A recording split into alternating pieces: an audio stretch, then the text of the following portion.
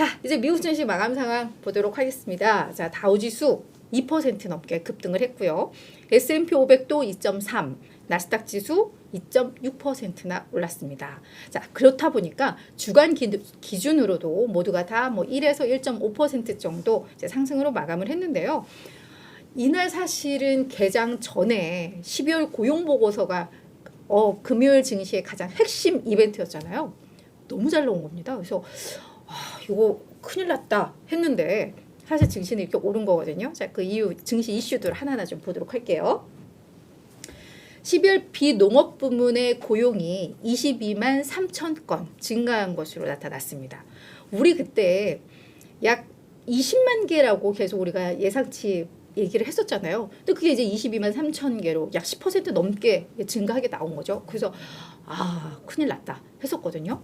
실업률이 3.5%입니다. 이게 예상치가 3.7%였고요. 이 뭐 3.7이다, 3.5나 뭐 소수점 한 자릿수 차이.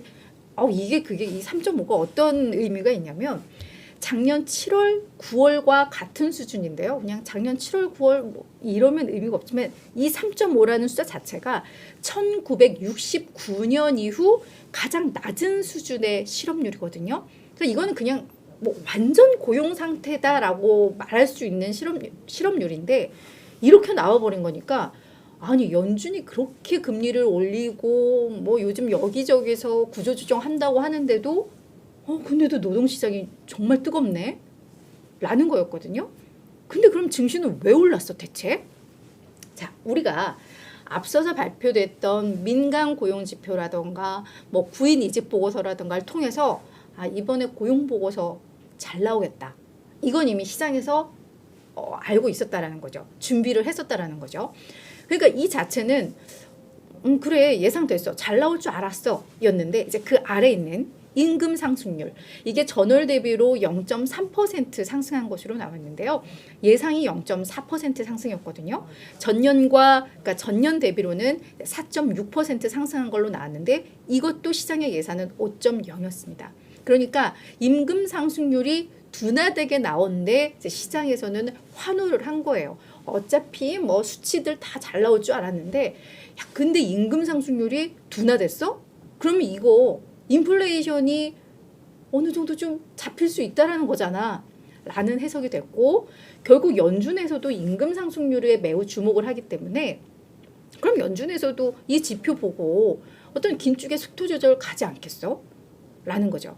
뿐만 아니라 경기 자체가 막 노동시장이 무너지고 임금 상승률이 떨어지면서 간다면 그래 이런 긴축으로 인해서 경기가 경착륙으로 가고 뭐 이렇게 해석들이 될 텐데 경기 연착륙에 대한 기대감까지 높이는 뭐 이런 결과들로 해석이 된 겁니다. 그렇게 되면서 시장에서는 뭐 완전 환호를 하게 됐고요. 그다음 또 하나의 지표가 이제 거래 중에 나온 건데 12월 ISM 서비스업 PMI 지표가 나왔습니다. 이게 49.6을 기록을 했는데요. 예상치가 55였고 11월에 이 서비스업 지표가 56.5였으니까 생각보다 낮게 나온 겁니다. 우리가 기준선 50이라고 계속 말씀을 드리니까 이게 결국은 기준선의 조금 밑, 이제 위축 국면으로 들어갔다는 건데 이것도 왜 중요했느냐? 사실은 서비스업의 인플레가 사실 연준에서는 되게 큰 고민거리였거든요. 근데 이 부분이 이제 위축 국면으로 들어갔고 그렇다 보니까 그러면 이것도 이 지표도 시장에서는 나쁘진 않아 라고 해석을 한 겁니다. 이 서비스업이 위축 국면으로 들어선 게 이제 2020년 6월 이후 이제 처음인데 그런 점에 있어서 이제 시장은 환호를 했는데요. 다만 일부 월가에서는 우리 12월에 무슨 일이 있었죠? 미국에서 약간 이상기후, 뭐 폭풍우 때문에 막 고생들 많이 하고 뭐 사망자도 좀 나오고 좀 안타까운 소식이 있었는데 약간 그런 계절적인 요인이 어느 정도 반영됐을 수도 있어. 그래서 이거는 다음 달 거를 좀 볼 필요가 있어라는 건데 그러다 보니까 뭐 위축 이게 55에서 49면 사실 갭이 좀 큰데 그런 계절적 요인들을 고려해봤을 때 어느 정도 좀 둔화는 됐고. 그러면서 아주 뭐 또 뭔가 막 급격하게 빠지는 느낌은 또 아닐 수도 있다. 뭐 이런 것들이 좀 전반적으로 다 증시에는 투자 심리에는 그다지 나쁘지는 않았다라고 해석을 해볼 수 있을 것 같습니다. 자, 가장 중요한 게 고용 보고서였기 때문에 이에 대해서 이제 우리 월가 전문가들의 이 분석들도 좀 저희가 들어봐야 될 텐데요. 네, 우리 인니님 또 와주셨고요. 2등이십니다. 그리고 우리 MG5님도 와주셨는데요. MG5님은 이 연착륙 기대감에 되게 환호를 또 해주셨네요. 네, 자, 월가의 말말말을 좀 보도록 하겠습니다. 이번 보고서에 대해서, 고용 보고서에 대해서 어떻게들 해석을 하고 있느냐 하면 BMO 웰스 매니지먼트의 마육류 수석 투자 전략가의 이야기인데요. 이분은 이제 상당히 긍정적으로 본 거죠. 과도한 인플레이션을 유발하지 않고 건강한 노동시장을 유지할 수 있다는 이 가능성을 보여준 지표이고, 그렇기 때문에 이제 시장이 편안해지고 있다라고 평가를 했고요. 찰스 슈왑의 랜디 프레드릭 트레이딩 파생상품 책임자는 뭐라고 했냐면, 이게 또 너무 좀 과도하다라는 약간 그 중립적인 어디인데, 고용보고서에서 시장이 환호할 만한 것은 예상을 밑돈 임금 상승률이 유일했다. 그렇죠. 앞서서도 우리 같이 봤죠. 여전히 강한 노동시장을 보여주고 있다. 그래서 이게 긴축 완화를 기대할 수 있는 결과는 아니다. 라는 겁니다. 그렇더라도 이제 시장이, 저는 사실 저도 보고 임금 상승률 이거에 시장이 이렇게까지 반응하는 게 맞나? 라는 의구심은 좀 있었는데요. 그거 같아요. 시장이 그동안 너무 많이 밀렸기 때문에 그냥 그 작은 단서, 명분을 좀 찾았던 게 아닌가? 그렇다면 이제 시장은 그래도 이제는 너무 많이 하락했다라는 인식이 좀 퍼져져 있고, 이 작은 단서로도 반등할 수 있는 장이라면 이제 어느 정도는 반등할 그 준비가 된 게 아닌가, 뭐 이런 해석도 사실은 되는 거잖아요. 그래서 아마 이 두 번째 이 랜디 프레드릭은 그런 관점이 아니었을까라는 또 해석이 좀 되고요. 자, 프린시펄 글로벌 인베스터의 시마샤 수석 전략가는 매우 좀 매파적인 이제 그런 분석을 좀 했는데, 자, 이번 보고서를 보면서 경제 연착륙에 대한 기대가 높아졌을 것 같다. 그래서 이제 증시가 급등했죠. 하지만 실업률이 역사적으로 최저치를 기록한 상황에서 임금 상승률이 의미 있게 낮아진다는 게 현실성이 있어? 라는 거죠. 그러니까 이게 결국은 임금 상승률도 결국은 또 올라갈 수도 있다라는 그런 해석 같아요. 그러면서 연준은 여전히 할 일이 많을 것이다. 그래서 수개월 내 이 기준금리가 5% 이상에 도달할 것이다 라고 이야기를 했고요. 결국은 연준의 긴축이 지속되면서 경제는 경착륙으로 갈 가능성이 크다 라고 좀 본 겁니다. 그래서 이렇게 매우 긍정적인 의견부터 다시 좀 보수적인 의견까지 제가 좀 다 준비를 해왔는데요. 어떤 거는 드디어 왔구나 뭐 이런 기대감도 갖게 되고, 어떤 거는 아휴 뭐 이런 한숨도 되게 되는데, 앞서 제가 말씀드린 것처럼 일단 시장은 반등의 명분을 그래도 찾고는 있다라는 것들은 뭐 공감할 수 있는 부분은 아닌가라는 좀 생각은 듭니다.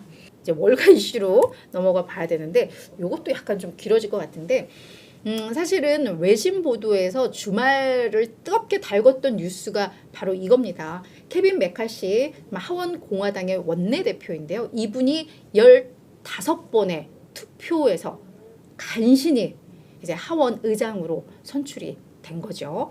이게 이제 사실 그냥 정치 이슈로 넘어가기에는 월가에서 관련해서 이제 코멘트들이 꽤 나오는 걸 보고 이거는 또 우리가 좀 다뤄봐야 되겠구나 해서 정리를 했는데, 일단 스토리를 그냥 짧게 정리를 해드리자면, 지금 이제 뭐 하원은 공화당에서, 지금 이제 우리 바이든은 민주당계고 상원은 계속 민주당이 조금 더 과반수를 가져갔지만 하원은 공화당이 가져왔죠.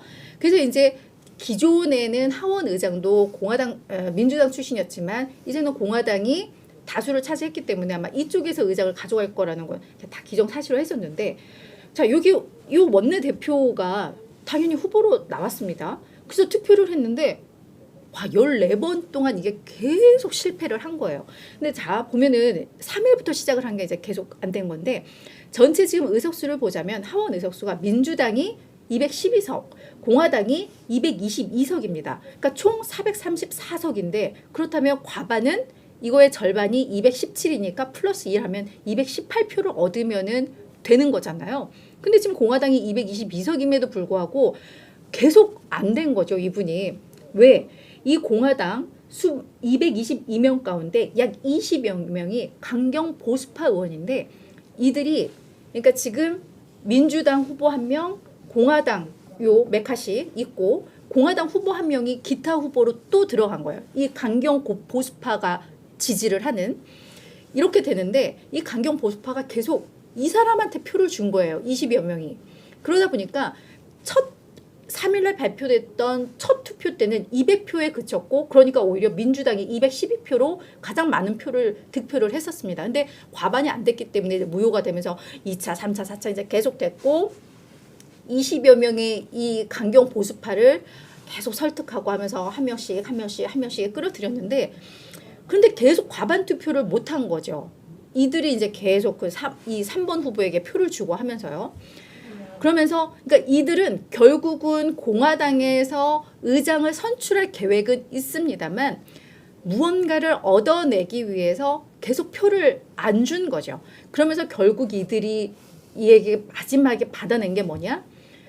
지금 이 정부에 대해서 강경한 투쟁 노선을 요구를 했고요.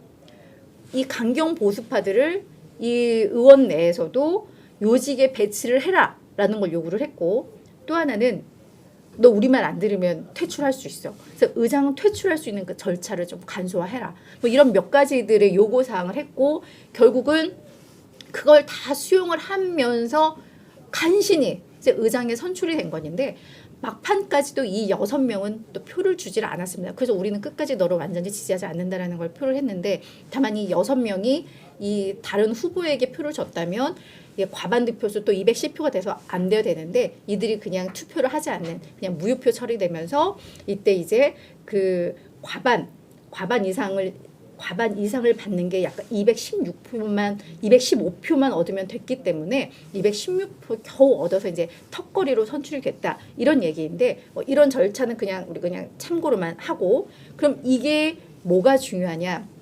아마 예전에 정훈 선배도 이야기를 했던 것도 같은데 정부 부채 상한 인상안 협상이라는 되게 중요한 이슈가 있고 이것을 전 회기 때 통과를 못 시켰기 때문에 이번 회기에서 이거를 해야 되고 지금 부채 상한이 31조 4천억 달러에 형성이 되어 있는데 현재 이게 30조 달러까지 이미 다 부채가 차 있는 상황이라고 합니다. 그래서 아마 7월에는 거의 뭐 다 찰 수 있기 때문에 이걸 빨리 증액을 해야 되는데 이제 그 투표를 하원, 상원 걸쳐서 해야 되는데 여기에서 이제 딴지를 걸 수 있다라는 거죠.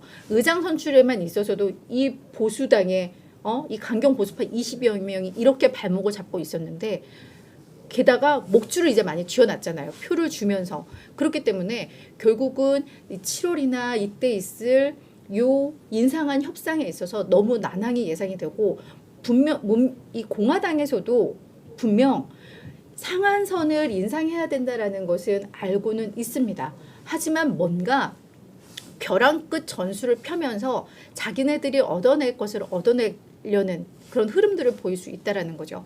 근데 2011년 오바마 정부 때도 요 부채 상한 인상안 때문에 이게 제대로 합의가 되지 않으면서 그때 신용등급, 미국의 신용등급이 하향 조정되고 그러면서 증시가 폭락을 하고 그때 하여튼 난리가 났었는데 지금 이렇게 경제 상황이 안 좋은 상황에서 이때의 흐름들, 이보다 더한 흐름들이 올해 나올 수 있다라는 그런 우려들이 지금 나오고 있는 상황입니다. 그래서 그게 결국은 증시에도 악영향을 미치고 경제에도 악영향을 미칠 수 있다라는 우려들이 있는데 근데 이럼에도 불구하고 증시가 왜 이걸 반영하지 않았나? 아직 그래도 몇 달이라는 기간이 있기 때문이라는 건데 이게 잠재적인 리스크 요인으로 갈 수 있다라는 우려가 좀 나오고 있습니다. 그러면서 지금 바이든 정부에서 계속 이야기하고 있는 뭔가 지원하고 이런 부분이 결국은 포기를 하면서 또 이 부채 상한 인상안의 협상이 될 수도 있다라는 점에서 뭔가 그런 우려 요인들이 있다라는 것 우리가 알고 좀 가야 될 것 같습니다. 그래서 의장 선출의 이벤트가 그런 의미가 있었다라는 것 좀 말씀을 드릴게요. 자, 그리고 그 톱니 리서치 책임자 대표적인 월가의 낙관론자잖아요. 이분이 올해 주식 20% 이상 상승할 것 같다라고 이야기를 좀 했습니다. 그래서 그 근거를 좀 보자면 자, 글로벌하게 이제는 인플레이션이 아니라 인플레이션이 좀 완화되는 디스인플레이션이 이제 진행이 되고 있다. 그러면서 이번 주에 이제 CPI가 발표가 되거든요. 근데 이게 아마 시장의 예상보다 자기는 더 낮게 나올 것 같아라고 이야기를 했고요. 두 번째는 이제 임금 상승이 둔화가 되고 있다. 같은 맥락일 것 같아요. 그러면서 주식 시장의 변동성 지표 빅스와 채권 시장의 변동성 지표인 무브가 지금 떨어지고 있는 게 나오는데 이게 떨어지면 결국은 증시는 오른다. 그런 관점에서 올해 20% 주가 상승할 수 있다라고 또 이야기를 했어요. 그래서 요 CNBC인가 어디 나와갖고 아마 인터뷰를 했던 것 같은데 그래서 이런 또 증시 낙관론 하나 또 전달을 해드립니다. 자, 그리고 이번 주 주요 증시 일정 좀 보도록 할 텐데요. 이번에는 제롬 파월 연준 의장이 중앙은행 독립성과 책무라는 주제로 어떤 토론 패널로 나가게 됩니다. 스웨덴 중앙은행이 주최하는 행사인데 뭔가 이 주제만 딱 봐도 뭔가 외파적인 발언이 좀 나올 것 같다라는 그런 느낌 좀 나잖아요. 중앙은행의 독립성과 책무. 책무는 물가 잡는 거. 그죠? 그래서 약간 불안하긴 한데 제롬 파월 연준 의장을 비롯해서 엄청난 연준 인사들의 이벤트 인터뷰가 예정이 좀 되어 있거든요. 그래서 아마 매파적인 발언들이 많이 쏟아질 텐데 그런 일정이 하나가 있고 가장 중요한 건 15일 목요일 날 발표되는 12월 CPI가 있습니다. 또 그날 이제 주간 실업수당 청구 건수도 있으니까 사실은 이번 주 핵심은 바로 이 CPI고요. 관련해서 또 16일 금요일 날 미시간대 기대 인플레이션도 나오니까 이번 주는 그냥 이 물가 지표와 관련된 거기다 연준 인사들의 이벤트도 다 관련된 거기 때문에 이번 주는 이에 따라서 좀 변동성이 커질 수 있을 것 같고요.